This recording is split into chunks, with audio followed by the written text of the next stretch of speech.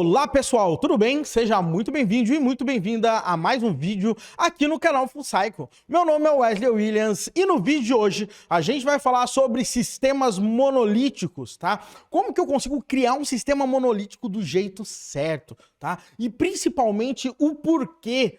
Wesley, você tá aqui sempre no canal Full Cycle falando de sistemas distribuídos, microserviços, comunicações e etc. E agora tá aqui falando de sistema monolítico. Isso não é um pouco antiquado e etc? Galera, independente do tipo de empresa que você vá trabalhar, pode ser a maior empresa do mundo ou empresas pequenas, você sempre vai encontrar sistemas monolíticos. Sempre vai encontrar sistemas que, obviamente, vão ter que se integrar com outros sistemas, mas esse sistema, ele carrega muita responsabilidade, ele carrega muita coisa.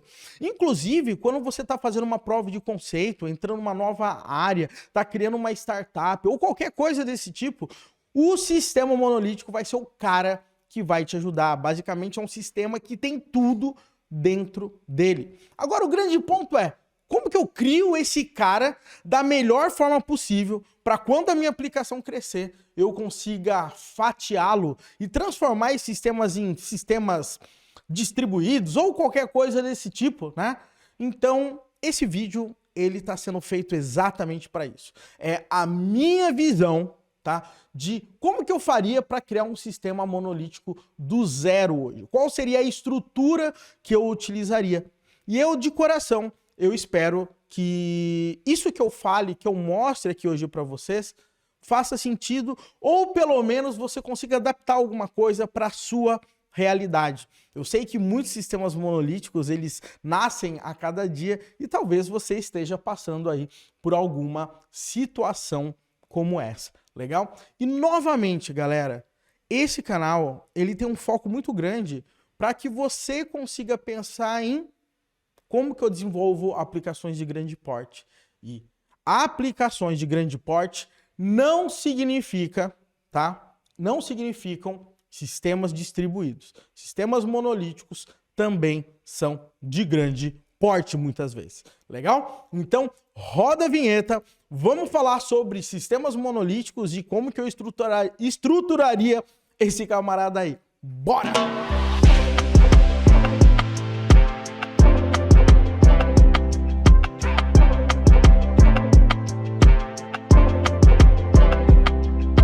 Bom, pessoal, e antes de eu ir direto ao assunto, eu gostaria muito de pedir para você se inscrever na imersão Full Stack Full Cycle. Tô deixando o link embaixo, é um evento online 100% gratuito e a coisa mais bacana aí dessa imersão é o seguinte, nós vamos desenvolver em 7 dias uma aplicação e nesse caso vai ser distribuída, tá? Mas vai ser muito bacana porque a gente vai trabalhar com diversas linguagens, a gente vai trabalhar com diversas formas de comunicação. Nós vamos ter convidados super especiais nos dias à noite dessa imersão, então você não pode perder por nada, tá? Então, link aí na descrição, se inscreve. E outra coisa, obviamente, que eu tenho que pedir, já começa dando um joinha nesse vídeo, isso vai fazer com que o YouTube distribua melhor esse vídeo, vai mostrar a relevância, se inscreve no canal, ativa as notificações. Tô esperando aí, porque isso nos ajuda. Dá uma moral aqui pro nosso canal crescer. Show de bola? Então, galera, sem mais delongas, vamos aí falar sobre sistemas monolíticos, tá? Então, como a gente tá sempre acostumado, o sistema monolítico é um sistema que tem tudo ali dentro dele, né? Então, o que que acontece quando a gente está criando esse sistema? Olha só o que eu vou fazer. Eu vou mudar aqui a minha tela para a gente dar uma rabiscada, tá? Então eu quero pedir uma licença poética aqui para fazer uns rabiscos meio estranhos, mas que eu vou tentar ao máximo fazer você entender, tá? Então vamos imaginar aqui que a gente tem um cenário, tá? De um famoso e-commerce, tá? O e-commerce normalmente é um jeito que todo mundo adora falar na hora que dá exemplo, porque todo mundo já conhece um pouco o domínio do negócio, né?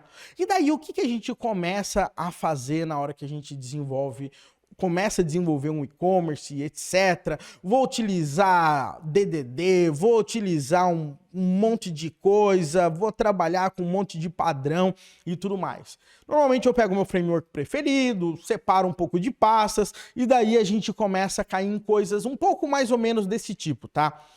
A gente vai lá, cria uma pasta infra, né? A gente vai lá, cria um outro cara de application e a gente cria outro cara chamado de domain, né? É muito comum isso acontecer para a gente conseguir trabalhar, né? E se você pegar grandes projetos, normalmente nos projetos maiores, a gente cai um pouco nessa situação. E aqui, o que acontece muito? Nessa parte de domínio, né? Nessa parte de domínio, o que eu vou colocar aqui?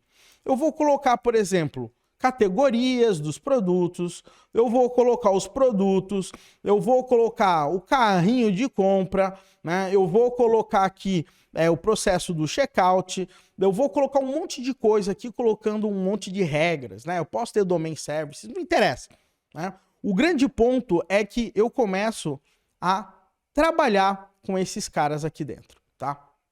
Aí o que acontece? Obviamente, a gente cria aqui interfaces, né, para falar com repositórios, para falar com outros sistemas, etc, e tudo mais. Então eu acredito que se você algum dia já trabalhou em algum projeto, opa, deixa eu tirar aqui, eu acho que isso aqui não é muito incomum, né? Vamos dizer que aqui eu também tenho o atendimento ao cliente, eu tenho aqui o suporte, então eu tenho diversas áreas e coisas aqui que a gente acaba trabalhando na hora que a gente for utilizar. Aí, aqui o que a gente acaba fazendo na parte da infraestrutura, a gente fala com repositórios, né, que vão conectar ao banco de dados, né? Vamos lá, aqui repositórios, todos bonitões, onde vou implementar a interface, a gente vai colocar um monte de coisa aqui dentro para acessar camadas externas e tudo mais. E aqui dentro, normalmente, a gente cria o quê? Né? APIs, que a gente vai ter que colocar, vai ter os controllers, que a gente recebe as requisições e etc. Configurações de formulários e tudo mais, né? O que é muito comum aqui também, né? A gente muitas vezes criar também uma pastinha ou mesmo dentro de domínio ou alguma coisa desse tipo, principalmente quando a gente está trabalhando com arquitetura em camadas, onde a gente cria os services, né? E daí aqui no service eu crio assim, produtos services, né? Outra coisa, checkout service. E a gente vai longe aqui, muitas vezes separando as regras de negócio. Então a gente tem mais ou menos essa ideia aqui de quando a gente está criando uma aplicação, né? E eu acho, tá? Provavelmente, tá? Você já deve ter passado por alguma situação desse tipo. E isso aqui não deve ser algo muito diferente do que você já está acostumado a fazer nos sistemas. Provavelmente, se você for olhar nos sistemas hoje aí, você vai ter algumas variações, mas no final das contas vai ser mais ou menos isso. Deixa eu molhar a boca aqui, galera. Certo? Então, no final das contas, o que isso aqui acaba representando pra gente, tá?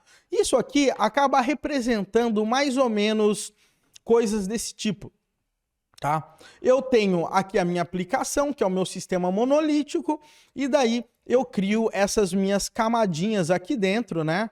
Domain. Aí eu vou criar uma outra camadinha aqui de services. Eu vou criar uma outra camadinha aqui de application. Vou criar aqui uma camada de infraestrutura, né? Então vou chegar aqui, vou colocar a parte de infraestrutura, que eu vou fazer conexões. Daí eu vou cair em bibliotecas externas, né? Utils, framework e etc, né? E assim vai quando a gente acaba criando as nossas aplicações. Legal? Aí o que acontece? Tem alguma coisa errada em relação a isso? De forma geral, não tem, tá? Mas o grande ponto é que quando a gente acaba olhando um sistema monolítico, o que que acontece? Essas paradas todas começam a crescer. Esses caras precisam falar cada vez mais um com os outros, né? Esse negócio acaba inchando de uma forma tão grande que o que que começa a acontecer aqui pra gente? Se eu tenho um time mexendo no produto para dar suporte a esse produto, eu tenho uma ligação entre esses caras. Olha só que muito louco. Vamos brincar um pouco com a entidade? Vamos falar um pouco de produto aqui? Eu acho que eu vou chegar no ponto que vocês estão querendo, que eu tô querendo fazer aqui. Vamos pensar aqui que a gente tem a nossa classe de produto, tá? Class produtos. Tá? E daí, na hora que a gente tem essa classe produto, a gente vai basicamente criar os nossos atributos. Ainda mais se você usa um RM da vida. Se eu trabalho ali com Hibernate, se você trabalha com Entity, se você trabalha com Doctrine, não interessa aí com o cara que você vai trabalhar.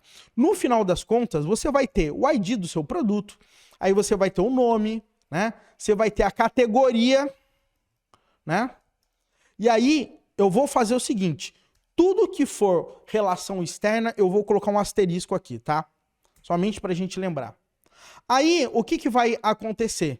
Eu vou ter o estoque, legal? Aí eu vou ter os tickets de suporte, que é cara externo, né? Aí eu vou ter atendimento de dúvidas na hora da venda, legal? Eu vou ter os caras que têm esse produto no carrinho, nesse exato momento, né? Então, se você perceber aqui, eu começo a ter aqui diversas coisas, né? Eu começo a ter lista desse produto. Aí, nesse produto, o que que eu tenho também? Eu tenho o fornecedor, né? Fornecedor. Eu tenho aqui se esse produto ele já foi despachado, né? Se ele já foi no centro de distribuição. Qual centro de distribuição que ele foi? Centro de distribuição, né? Então vamos dizer que ele foi aqui para um centro de distribuição. Centro de distribuição, tá? Então, se você perceber, cara, isso aqui fica gigante, tá? Então, a gente começa a criar um monstro. Legal? Olha só que coisa muito louca.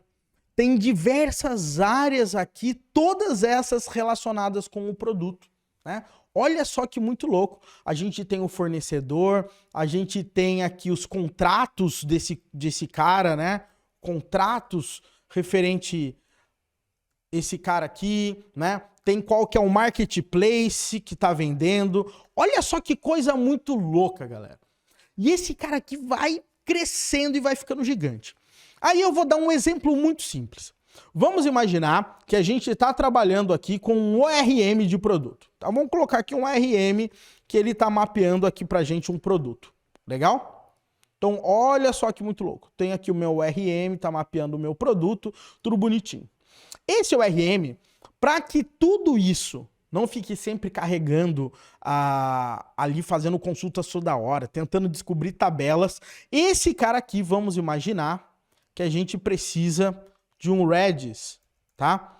Para fazer uma ligação, para ele conseguir mapear as tabelas e guardar isso em memória, tá? Isso é muito comum, isso acontecer. Eu utilizo isso o tempo inteiro. Provavelmente você também.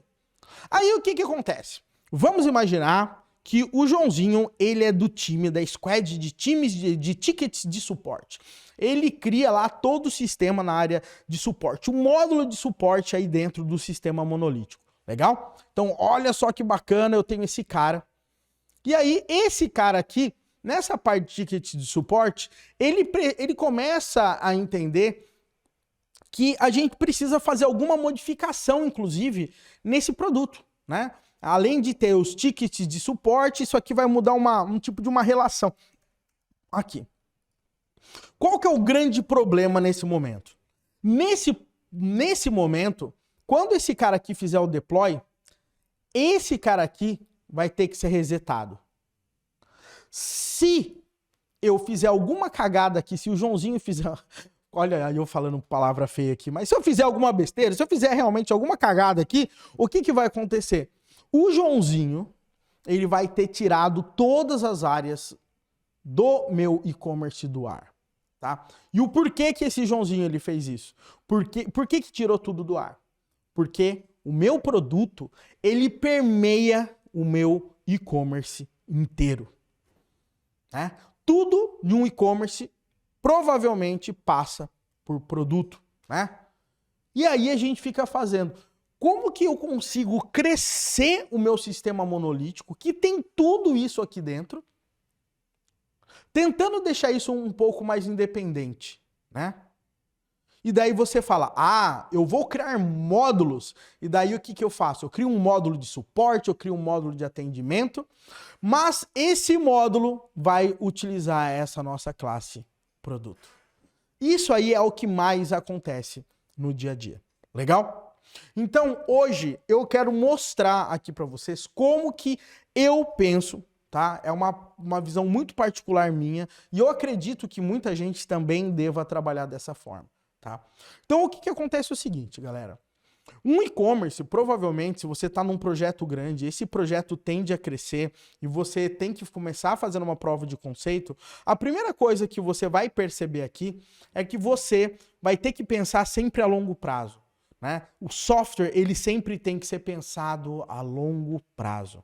E na hora que a gente pensa a longo prazo, qual que é o grande problema de sistema monolítico?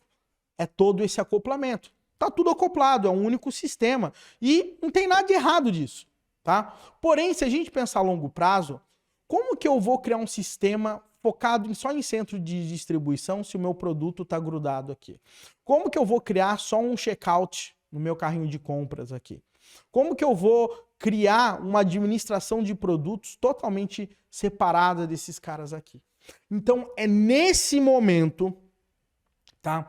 É nesse momento que a gente tem que pensar realmente em Domain Driven Design, fazer mapeamento de contexto. E fazer mapeamento de contexto, galera, não é criar uma pasta domain e criar as classes e grudar os services, repositórios, APIs. Isso não tem nada a ver, tá? O grande ponto é que existem contextos muito diferentes, tá? Eu vou dar um exemplo aqui para você, tá?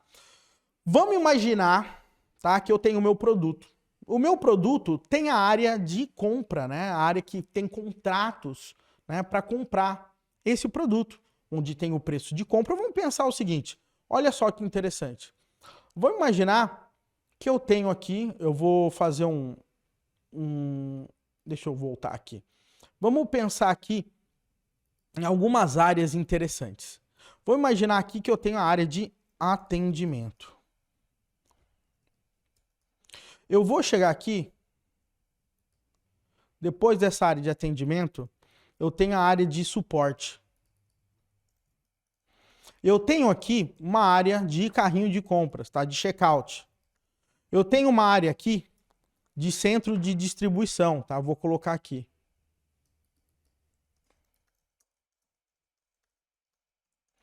Certo? Eu tenho uma área aqui que no final das contas é a área de marketplace, sei lá, alguma coisa assim. Eu não entendo tanto de e-commerce assim. Legal? Eu tenho uma área aqui que é o faturamento, tá? Faturamento, para emitir nota, qualquer coisa desse tipo. Se vocês olharem aqui, tudo isso passa por produto. Legal? Tudo isso tem relação com produto. E aí que tá. Todo mundo faz a relação com a entidade de produto, porque a entidade de produto em atendimento, né, é o ID do produto X, é realmente aquele produto. Na parte de suporte, é realmente aquele produto. O ID é o mesmo daquele produto. O checkout, o ID é o mesmo. Então a gente pode dizer que uma entidade é uma entidade que define quem é aquele cara que a gente está comprando aqui. Legal? O grande ponto é que esse cara, ele aparece em contextos diferentes, tá? Então eu vou chegar aqui, ó, eu vou falar aqui que a gente tem contextos diferentes, legal? E nesses contextos diferentes, eu não preciso, tá? eu não preciso ter todas as informações de produto, né, a todo momento. Legal? Vamos dar uma olhada nesse tipo de coisa aqui, tá? Vamos imaginar que na hora de eu fazer o atendimento ao cliente, tá? Vamos pensar aqui, ó. Vou imaginar que na hora de eu fazer o faturamento, vamos dizer aqui, tá? Faturamento.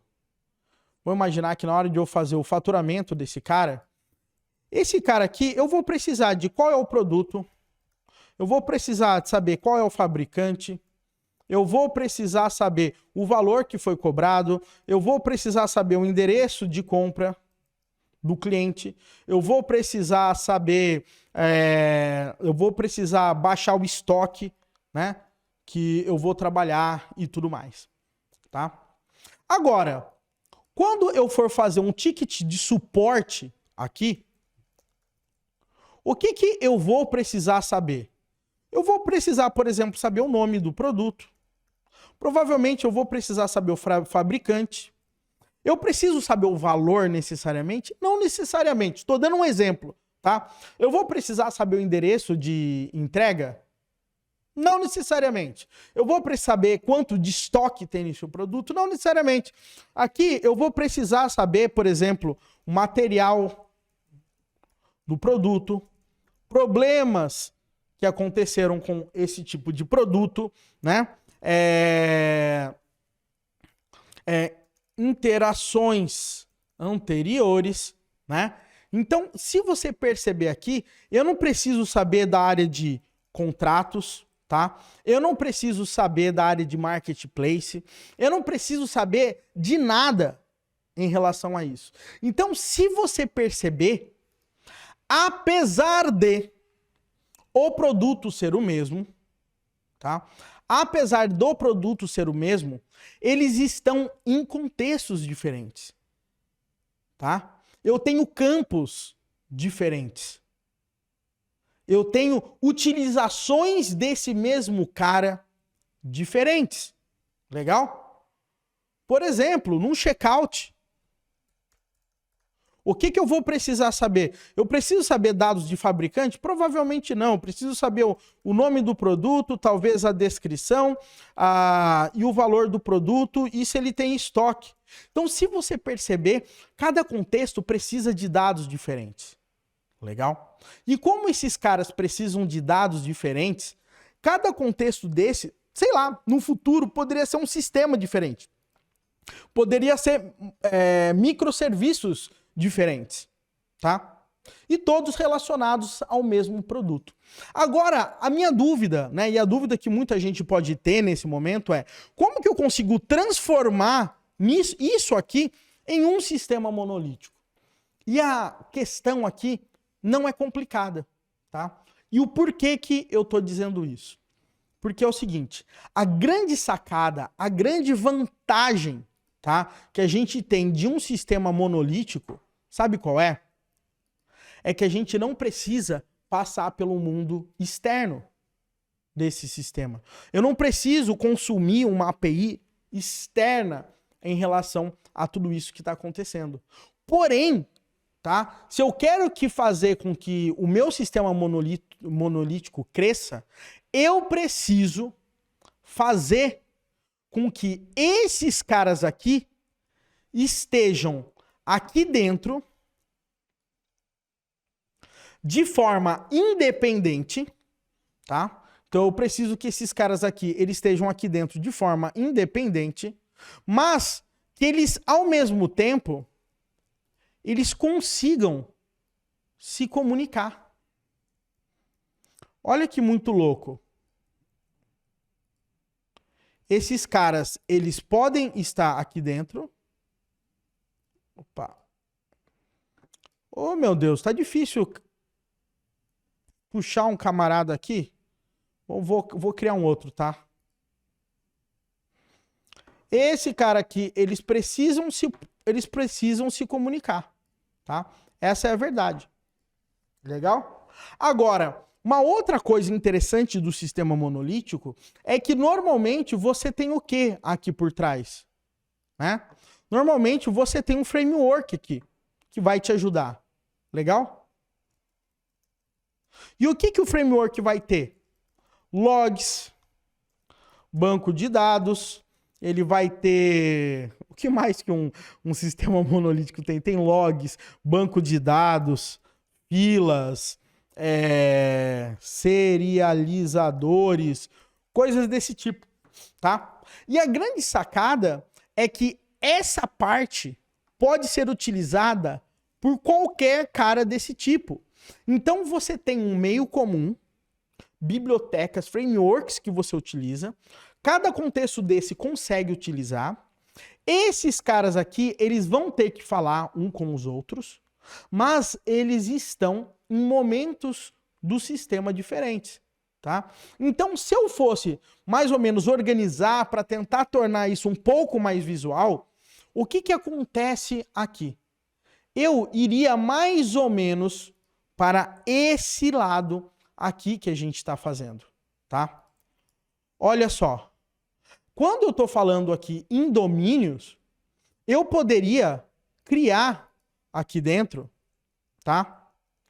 Uma área chamada atendimento, uma área chamada suporte, uma área chamada checkout, uma área chamada centro de distribuição, uma área chamada marketplace, tá? Uma área chamada faturamento. Legal? Wesley, mas você só está criando pasta. Não, eu não estou criando pasta. Sabe por quê? Porque aqui dentro de atendimento eu tenho produto. Dentro de suporte, adivinha só, eu tenho produto. Dentro de cada um desses caras eu tenho produto. Legal? Mas qual que é a diferença entre esse produto e outro, tá? Deixa eu até pular aqui para não ficar misturado, para você conseguir visualizar melhor, tá? Qual que é a diferença entre esses produtos nesse momento aqui? A diferença é que esse produto aqui de atendimento, por exemplo, onde a gente criou essa nossa classe aqui, produto, ele só vai ter coisas de atendimento, né? Então eu vou ter o nome, eu não, sei lá, não preciso da categoria, eu não preciso de estoque, eu não preciso de tickets de suporte, eu preciso daqui das dúvidas que foram abertas na hora de vender esse produto, né? Eu não preciso de carrinho, eu não preciso nada, tá? Então vamos imaginar que eu tenho uma lista de tickets de dúvidas abertas para esse cara. Então, olha só que interessante. Esse ID vai corresponder ao mesmo no meu sistema. O grande ponto aqui dentro, olha só que interessante. Esse cara aqui, né? Esse class produto aqui é uma class diferente do produto de suporte. É uma class diferente do produto de checkout. É uma class diferente do centro de distribuição. Legal? E o mais louco de tudo é que aí nesse caso eu vou ter o que também? Quando eu for falar com um banco de dados, o que vai acontecer nesse momento? Eu vou ter um repositório para cada contexto, trazendo apenas os dados daquele contexto. Olha só que bacana, galera. E quando eu consigo fazer isso, o que a gente vai fazer no final das contas? Nós vamos deixar cada contexto independente. Se eu fizer uma besteira nesse produto, esse produto não vai ser afetado. Se eu fizer uma besteira nesse produto, esse produto não vai ser afetado. E óbvio, tá? Quando eu tô falando não vai ser afetado, eu tô falando em regras de negócio e coisas desse tipo, tá? Por que eu tô dizendo isso? Porque o banco de dados, ele pode e normalmente vai ser o mesmo, tá? Então eu vou colocar aqui o banco de dados, ele vai ser o mesmo para esses contextos, tá? O banco de dados aqui de cada cara vai ser o mesmo. E não tem problema de forma geral, porque a gente está falando de um sistema monolítico. O grande ponto é que cada área vai acessar o mesmo banco, normalmente a mesma tabela, e a tabela pode ter 1 trilhão de campos, tá? A tabela produto pode ter 1 quadrilhão de campos, tá? Mas o grande ponto aqui é que na hora que o atendimento for consumir essa tabela, ele vai consumir somente os dados referentes a atendimento. Quando o suporte for consumir essa tabela, ele vai consumir apenas, né, os dados desse produto referente à parte de suporte. Eu consigo criar times totalmente separados. Eu consigo criar APIs totalmente separadas. Eu consigo criar repositórios separados. Mas, ao mesmo tempo, eu vou utilizar tudo que um framework vai disponibilizar para mim em cada um desses contextos. Então, eu utilizo frameworks, utilizo as bibliotecas e consigo fazer com que esses pontos acabem se falando. E aí, provavelmente, você deve estar pensando, Wesley, mas isso que você está falando não funciona. Por quê? E se eu tiver, por exemplo, tá, na hora de comprar um produto, eu precisar de dados de tickets de suporte ou recomendações desse produto que está num outro contexto? Eu vou fazer a chamada por fora dessa API? Não, galera. O que eu vou fazer? Eu vou ter aqui interfaces de comunicação. Eu vou utilizar inversão de controle. Então, o que acontece? Um contexto, ele consegue falar com outro contexto, tá? Chamando interfaces de um cara do outro. Então, quando esse cara está chamando o outro lado, ele está chamando uma interface. E essa interface, ela vai poder, em algum momento, representar uma API externa, que vai chamar na camada de aplicação quando isso virar um microserviço, ou pode chamar uma API interna, né? Injetando essa dependência na chamada para conseguir utilizar esses dados. Então, no final das contas, galera, quando a gente está criando um sistema monolítico, sim, eu posso utilizar o mesmo banco de dados. Sim, eu vou utilizar o mesmo framework. Vai estar tudo no mesmo código. Vai estar tudo sendo resolvido no mesmo sistema. Um serviço vai chamar um outro internamente dentro do sistema, então eu não vou ter problema com rede. Eu não vou ter um monte de coisa. Legal? Por outro lado, a sacada é quando você consegue separar os contextos dentro do sistema monolítico e tratar cada contexto individualmente, apenas com os dados que ele precisa, para que a gente não vire esse monstro aqui que a gente acaba fazendo. Legal? É muito comum a gente fazer isso. Legal? É muito comum. Então, no final das contas, quando você consegue fazer essa separação, tudo começa a fazer mais sentido. Porque um cara da área de suporte, ele não precisa ficar sabendo, sei lá, né, quantos estoque tem naquele momento, naquele serviço. Porque o produto já foi vendido, entendeu? Ele não precisa saber os produtos do carrinho de compras, porque aquele produto já saiu do carrinho faz tempo. Então ele não precisa lidar com bibliotecas, com classes, com validações, com coisas que não são da área dele, que não faz parte do projeto dele. Então a gente consegue diminuir muito o nível de responsabilidade, fazer separações, diminuir conflitos no sistema de controle de versão e tudo mais. Legal? Obviamente, galera, tudo isso que eu estou passando aqui para vocês é algo, tá? Que acaba sendo meio superficial, porque eu não consigo dar detalhes.